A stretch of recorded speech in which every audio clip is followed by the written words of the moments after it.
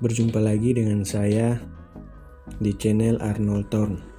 Pada video kali ini, saya mau membahas materi pembelajaran bahasa Inggris tentang descriptive text atau teks deskripsi.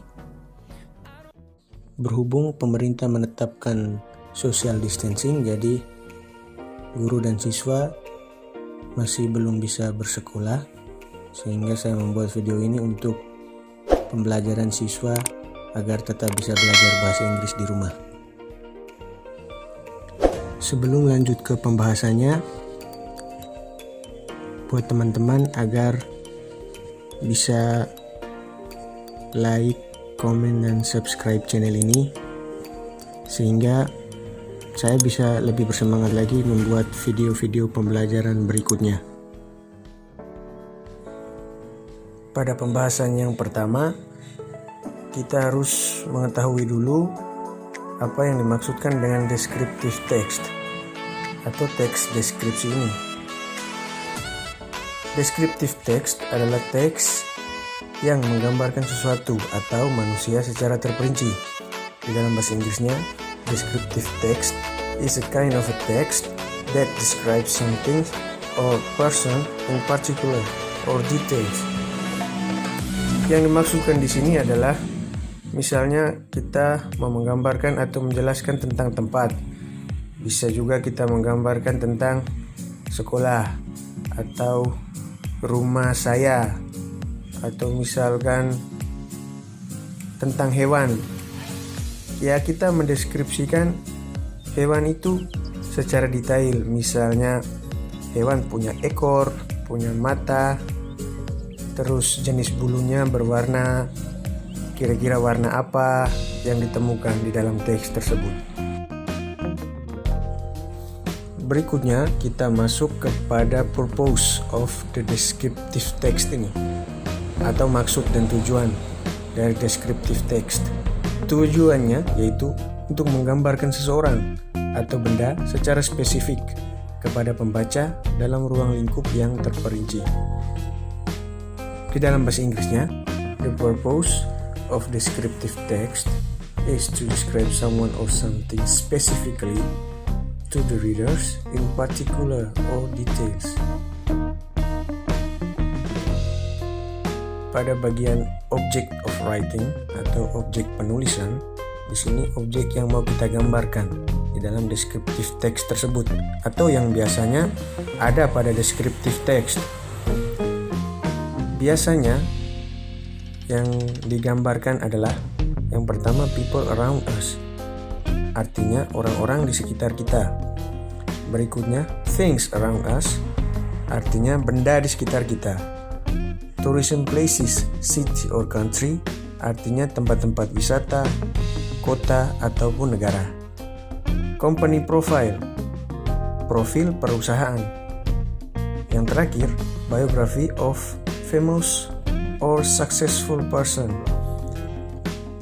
Maksudnya kita mendeskripsikan tentang orang-orang terkenal, misalnya deskripsi para artis ataupun pejabat-pejabat, petinggi-petinggi negara.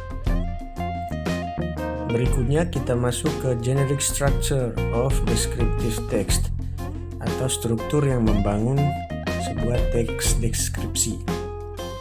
Yang pertama yaitu identification. It is a part of paragraph which introduces or identifies the character. Berisi tentang identifikasi hal atau seseorang yang akan dideskripsikan. Berikutnya, description. It is a part of paragraph which describes the character. Berisi tentang penjelasan atau penggambaran tentang hal atau seseorang dengan menyebutkan beberapa sifatnya. Jadi di sini kita menggunakan simple present tense dan adjektif atau kata-kata sifat. Berikut contoh letak identification dan description, di mana kita melihat bahwa di bagian awal yaitu introducing atau memperkenalkan si Daniel Jacob Radcliffe. Berikutnya pada bagian description, dia disebutkan ada beberapa sifat-sifat atau beberapa ciri-ciri dari Daniel Jacob Radcliffe ini. Jadi kita semua bisa mengerti bahwa ada dua struktur yang membangun descriptive text, yaitu identification dan description. Setelah mempelajari pengertian dan struktur yang membangun descriptive text, saya memberikan salah satu contoh teks dan kemudian juga diikuti dengan soal agar adik-adik siswa yang ingin belajar atau sedang mempelajari materi ini di sekolahnya supaya bisa menjadi bahan tambahan pembelajaran untuk adik-adik yang lagi belajar dari rumah. Setelah membaca teks tersebut, adik-adik silakan mengerjakan soal yang diberikan. Usahakan agar menjawab semua soalnya dengan benar, sehingga adik-adik bisa mengetahui apakah sudah paham atau belum tentang materi descriptive text ini. Sekian penjelasan singkat dari saya mengenai materi descriptive text. Diharapkan agar setelah menonton video ini, adik-adik yang masih duduk di bangku SMP dan SMA bisa menambah wawasan tentang descriptive text walaupun belajarnya cuma dari rumah. Untuk selanjutnya, jika Anda suka dengan video ini, silakan klik tombol like, share, dan subscribe agar saya bisa lebih bersemangat lagi membuat video-video tentang pembelajaran bahasa Inggris. Jangan lupa untuk menekan tombol loncengnya juga ya. Terima kasih. Dan satu lagi, jika ada kritikan tentang video ini, silakan rekan-rekan, teman-teman atau adik-adik sekalian tinggalkan di kolom komentar. Mungkin ada yang kurang dari saya atau ada yang kurang dari materi yang disajikan.